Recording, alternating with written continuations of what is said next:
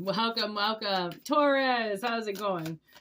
Welcome to the 13th moon. I am Whitney Moonshine. Please take what resonates and discard what doesn't. These are general messages, not personal. Okay, so take what resonates and leave what doesn't. We're going to get it cracking pretty quick. Let's see what happens. Woo, we got a card. Sexual chemistry. Okay. Little corn snake there. That's beautiful. Self-love with sexual chemistry. Okay, anything else? Love potion number 9. Oh my gosh. I wonder if that's why she put that there. See that potion? And then there's a number 9 written on it. It says number 9. I just got that song, Love Potion number 9. So somebody is, I think, like getting drunk on you. Okay, self-love. You might have a tarot channel out there or something. You might be promoting do-it-yourself videos, possibly on how to attract the right partner, the energy that you give off, something like that. But love potion number 9. Let's read the book. These are our new cards. This card has sizzle. This is definitely potential for something hot and spicy between you. This card could also indicate the purely physical relationship that burns hot but fades. Maybe you need to reconnect with your delicious, sexy side. Explore what makes you feel sexy. Okay, so we do have that, but with self-love. Okay, and the best thing you can do right now for your love life is to redirect your yearning inward. Nurture a gentle, unconditional love for yourself. Give to yourself the love and affection that you want to give to another. This card also calls on you to place a higher value on yourself. Don't settle for less than you are worth. Don't accept any treatment that you wouldn't tolerate from the people you love most in your life. Okay? And then with allow divine timing, events will unfold in a perfect way at the perfect time for your highest good. If something is meant to be, it will be. Trying to alter the natural unfolding of time will only disrupt its flow.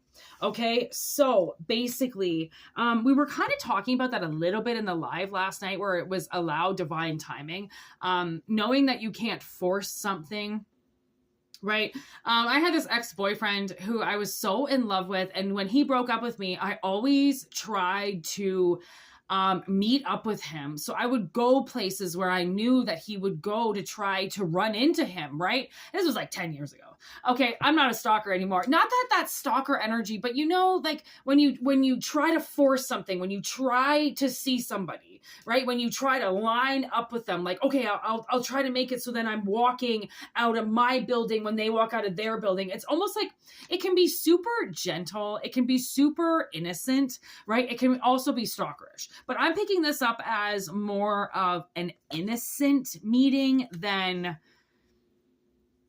a weird stalker vibe. Okay, and we picked it up last night a little bit of being in your own energy, allowing divine timing. And the thing is you will get put on serendipitous energy.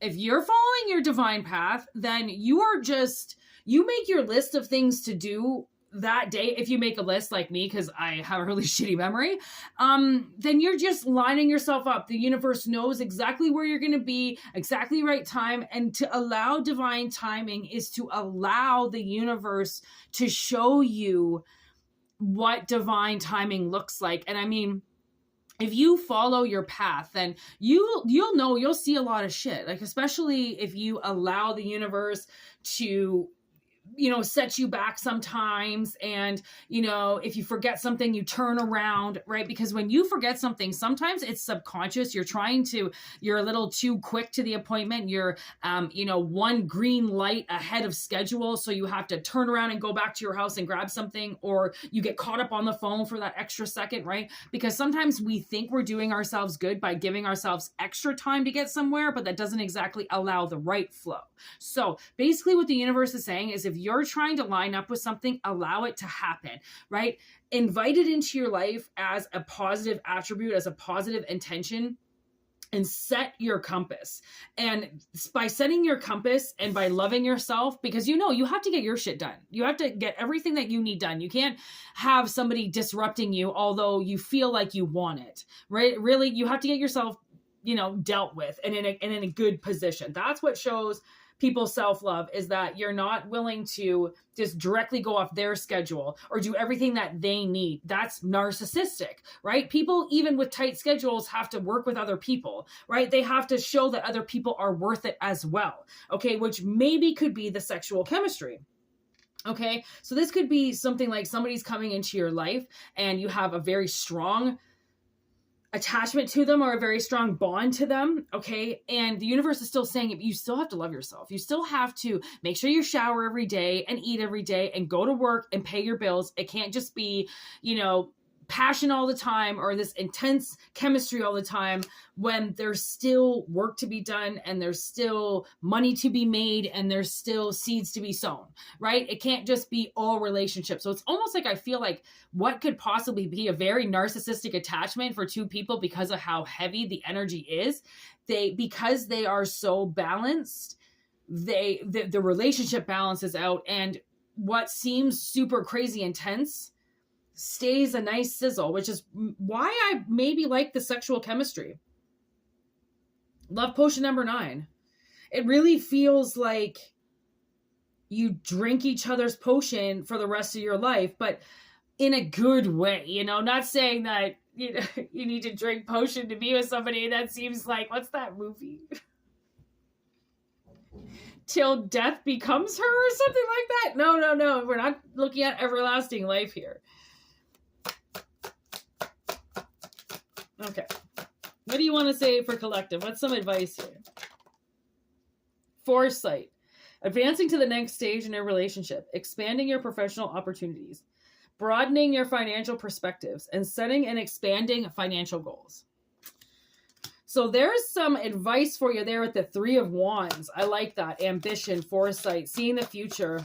This definitely is something coming in that is going to advance you into the next stage. Okay. And then there's the 8 of Swords, restriction, feeling trapped in your relationship.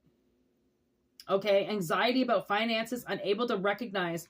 So sometimes if a connection is so strong, we can lose sight of ourselves. And that's why this restriction comes up just as a warning to say, let's see the reverse of it. Gaining a clearer perspective on your relationship, finding a new job that allows you to reach your potential, relief from anxiety, or continuing to struggle, reduced financial anxiety. Okay, so it almost feels like you really have to have a nice, clear perception on yourself and perspective on yourself, okay, which will allow you to reach a new potential, okay, and will help you to decrease the struggle. So you really, allowing this person to come in, right? And still setting those boundaries, like, this is my work schedule, this is when I answer the phone, this is how I do things, right?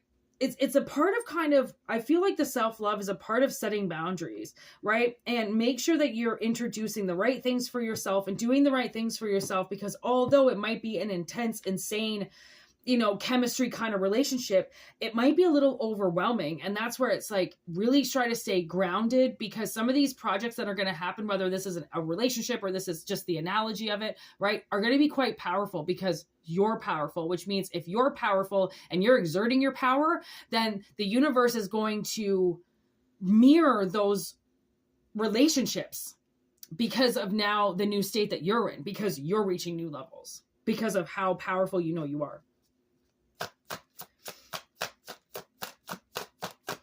Okay, so anything with this allow divine timing, achievement,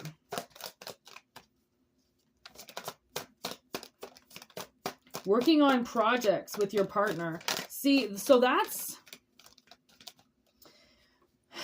whatever this is, it's going to be a very strong connection. I feel like there's going to be a very amazing team that gets built with this sexual chemistry. That's why the universe really wants you to nip in the butt bad habits right away, right? Self-love all the way from the beginning. No, if you don't want to sleep over, you don't go. No, if you're not going to feel comfortable, you don't have to meet anybody's parents right away.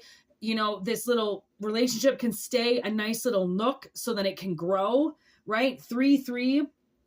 And then the world is 21, which is another 3. Okay.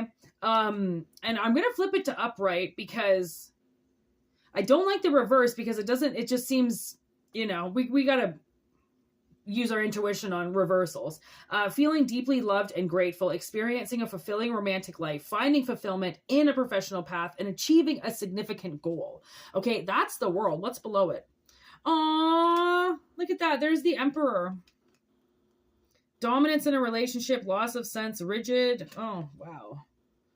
Competition within a relationship, an overbearing partner, bureaucratic obstacles, avoiding responsibility. Okay, so I'm definitely getting a huge sense here to make sure you take responsibility. There's reunions. Make sure you take responsibility for your shit. Take responsibility for the things that you do. Take responsibility for yourself. And then there's another 3. So we have 3-3-3 here. Okay, we have the 3 of Wands, we have 3 of Pentacles, and we have the 3 of Cups. Okay, so whatever this Emperor energy is, you could be dealing with an Aries, but I really feel like somebody really needs to kind of remain in their dominant place, like just with your routines, right? Maybe that's the boundaries card I'm picking up on, to make sure you set healthy boundaries with this person. And when you say you're not available, you're not available.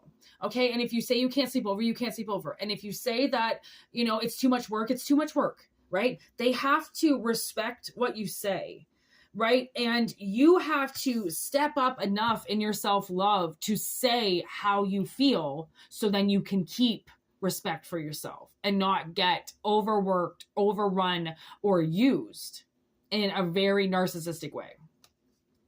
Okay, so take what resonates and leave what doesn't. Okay, Taurus. And if you want a personal reading, whitneymoonshine@gmail.com is how you get a hold of me. Okay, if not, just enjoy the channel. Thank you for liking the video and subscribing. Thank you so much for being a part of this and helping our channel grow.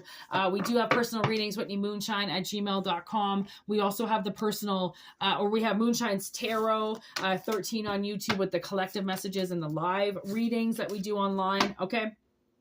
Romantic connections. Something's definitely happening.